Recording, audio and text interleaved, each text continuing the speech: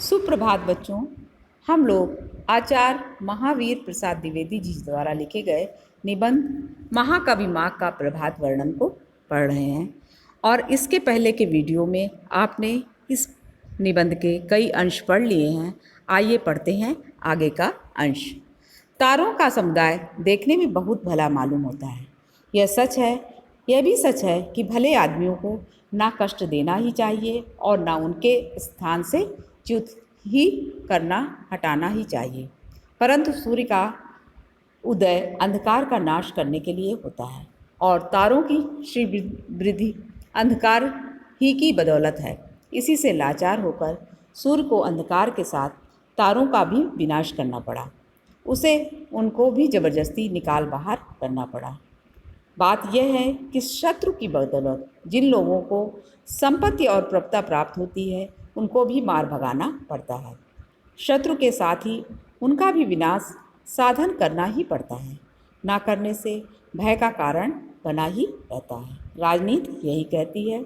सूर्योदय होते ही अंधकार भयभीत होकर भाग गया।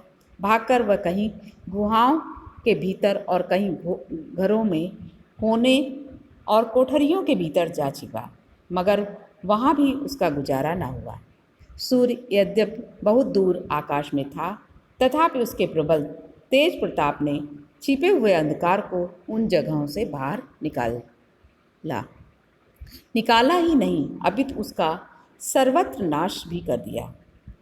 बात यह है कि तेजस्वियों के स्वभाव का कुछ स्वभाव ऐसा ही होता है कि एक निश्चित स्थान में रहकर भी वे अपने प्रताप की धाक से दूर स्थित शत्रुओं का भी सर्वनाश कर डालते हैं। बच्चों, इन पंक्तियों में सूर्य की महिमा में और प्रभाव का वर्णन करते हुए लेखक ने तेजस्वी व्यक्तियों से उन सूर्य की तुलना भी की है। बच्चों, इस पंक्तियों में लेखक कहते हैं कि सूर्य के उदित होते ही चारों ओर अंधकार नष्ट हो जाता है। उस समय ऐसा प्रतीत होता है कि मानो सूर्य के प्रकाश को देखकर अंधकार भयभीत होकर भागने लगा हो। सूर्य का तेज प्रकाश केवल बाहर फैले अंधकार को ही नहीं मिटाता, वरन वह सभी और अपने अंधकार रूपी शत्रु का पीछा भी करता है। सूर्य के तेज प्रताप से भयाक्रांत अंधकार यद्यपि भागकर गुफाओं, घरों के कोनों और कोठरियों में छिपने का प्रयास करता है, तथापि प्रतापी सूर्य का प्रकाश उनका पीछा करते हुए त्वरित गति से वहाँ भी पहुँच जाता है। तो बच्चों, भले ही अंधकार कोठरियों में चला जाए, गुफाओं में चला जाए, लेकिन सूर्य का प्रकाश धीरे धीरे वहाँ पर भी पहुँच जाता है और वहाँ से भी अंधकार को भगा देता है। वह अंधकार को भगाता ही नहीं, अपितु उसका सर्वनाश ही कर डालता है। तात्पर्य यह है कि ज्ञान का प्रकाश अज्ञान रूपी अंधकार को जीवन के प्रत्येक क्षेत्र से नष्ट कर डालता है और चारों ओर ज्ञान के तेजस्वी प्रकाश का ही साम्राज्य स्थापित हो जाता है।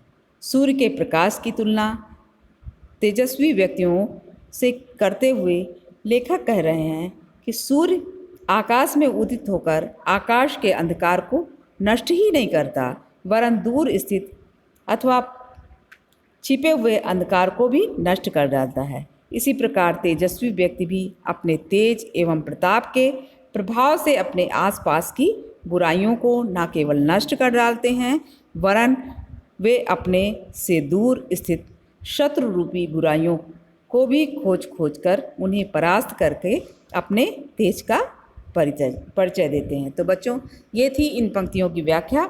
अब इन पंक्तियों की विशेष बातें क्या हैं देख लेते हैं। सूर्य के प्रकाश की तुलना तेजस्वी व्यक्तियों के प्रताप से की गई है, जो अत्यंत प्रभावपूर्ण व सहज रूप से बोधगम सिद्ध हुई है। भाषा साहित्यिक एवं अलंकारिक है, शैली भावात्मक है और अलंकार इसमें मानवीकरण है। बच्चों, ये थी इन पंक्तियों की व्याख्या। अब मिलेंगे अगले वीडियो में, तब तक के लिए नमस्कार।